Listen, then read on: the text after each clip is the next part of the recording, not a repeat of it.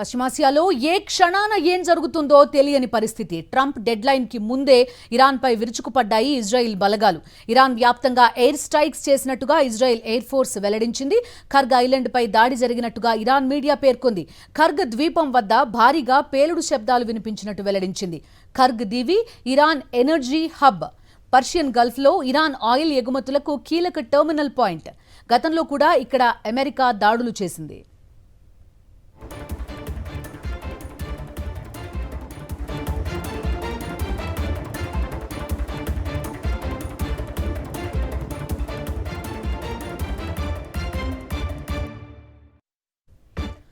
అటు ఇరాన్లోని పౌర మౌలిక సదుపాయాలను టార్గెట్ చేసింది ఇజ్రాయెల్. ఇస్ఫహాన్ ప్రావిన్స్లోని కషన్ రైల్వే బ్రిడ్జిపై వైమానిక దాడులు జరిగాయి. దీంతో ఈ వంతెన పూర్తిగా ధ్వంసమైంది. రానున్న 24 గంటలు రైళ్లలో ప్రయాణించొద్దని ఇరాన్ ప్రజలను ముందే హెచ్చరించింది ఇజ్రాయెల్. రైల్వే ట్రాక్లకు దూరంగా ఉండాలని సూచించింది. ట్రైన్స్లో ఉంటే ప్రజల ప్రాణాలకే ప్రమాదం కావచ్చని వార్నింగ్ ఇచ్చింది.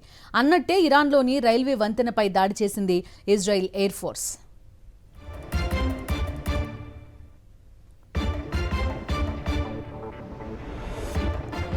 ఇరాన్కు ట్రంప్ ఇచ్చిన డెడ్ లైన్ ముగియడానికి మరికొన్ని గంటలే ఉంది. గడువులోగా టెహ్రాన్ పాలకులు దిగి రాకుంటే విద్యుత్ ప్లాంట్లు, బ్రిడ్జ్లను టార్గెట్ చేస్తామని ఇరాన్ను హెచ్చరించారు ట్రంప్.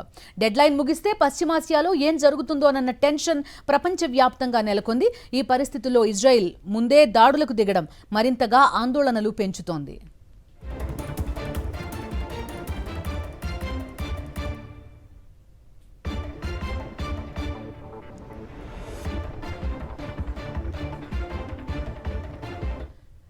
ప్రస్తుతం ఇరాన్లో ఉన్న పరిస్థితులకు సంబంధించి విశ్లేషించడానికి మా కరెస్పాండెంట్ వెంకటేష్ జాయిన్ అవుతున్నారు. వెంకటేష్తో మాట్లాడదాం.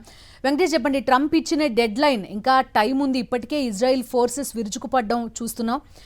మీరు స్ట్రెయిట్ ఆఫ్ హార్మూజ్ని దిగ్బంధిస్తే మేము ఖర్గ్ ఐలాండ్ని టార్గెట్ చేస్తాం అన్నట్టుగా ఈ దాడులు కనిపిస్తున్నాయి. ఎలా చూడొచ్చు ఓవరాల్గా ఇరాన్లో పరిస్థితులేంటి?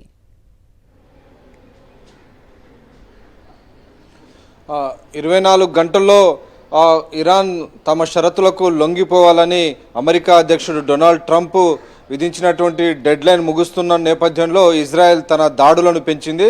ప్రధానంగా ఖర్గ్ ఐలాండ్. సో ఈ ఖర్గ్ ఐలాండ్ అనేది ఇరాన్కు లైఫ్ లైన్ లాంటిది. ఇక్కడే భారీ ఎత్తున చమురు నిల్వలు ఉన్నాయి. సో చమురు టర్మినల్స్ కూడా ఉన్నాయి. సో అత్యంత ప్రాముఖ్యమైనటువంటి ఈ ఖర్గ్ ఐలాండ్లో ఉన్నటువంటి ఈ క్రూడ్ ఆయిల్ టర్మినల్స్ పైన దాడి చేసే దిశగా ఇజ్రాయెల్ ముందుకు వెళ్తున్నట్టు కనబడుతుంది. సో ఒకవేళ అదే కనుక జరిగి అక్కడ ఉన్నటువంటి చమురు నిల్వల్ని, టర్మినల్స్ కనుక ధ్వంసం చేస్తే ప్రపంచవ్యాప్తంగా కూడా క్రూడ్ ఆయిల్ ట్రాన్స్పోర్ట్ పైన తీవ్రమైనటువంటి ఒక డిస్రప్షన్ కలిగేటువంటి అవకాశం ఉంది. ఇప్పటికే మనం చూస్తున్నాం ప్రపంచ మార్కెట్లో చమురు ధరలు పెరిగి భారీ ఎత్తున ఇప్పటికే గ్యాస్ అలాగే ఆయిల్కి సంబంధించినటువంటి కొరత ఏర్పడినటువంటి పరిస్థితి మనం చూస్తున్నాం. సో ఇదివరకు నిజానికి ఈ యుద్ధం ప్రారంభమైన మొదట్లోనే ఇజ్రాయెల్ దాడి చేస్తే దాన్ని అమెరికా వారించింది. ఎందుకంటే ఒకవేళ ఖర్గ్ ఐలాండ్ పై ఉన్నటువంటి చమురు నిల్వలు, చమురు టర్మినల్స్ పైన దాడి చేస్తే ప్రపంచ దేశాలన్నీ కూడా అమెరికాకు వ్యతిరేకంగా మారేటువంటి అవకాశం ఉంది. సో ఆ నేపథ్యంలోనే అమెరికా నిలువరించింది.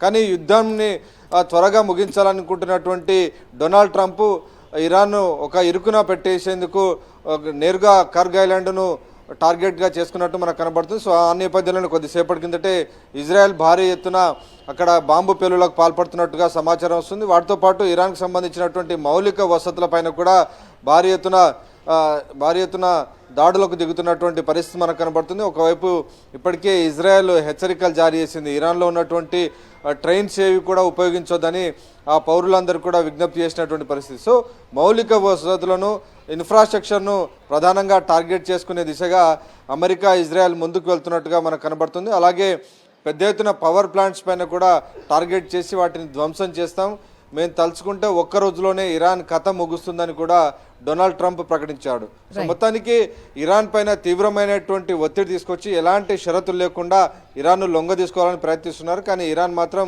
షరతులకు లొంగేందుకు సిద్ధపడడం లేదు. దానికి ప్రతిగా ఇరాన్ కూడా కొన్ని షరతులు పెడుతున్న నేపథ్యంలో యుద్ధం మరింత భీకరంగా మారుతోంది. Right Venkatesh, thank you.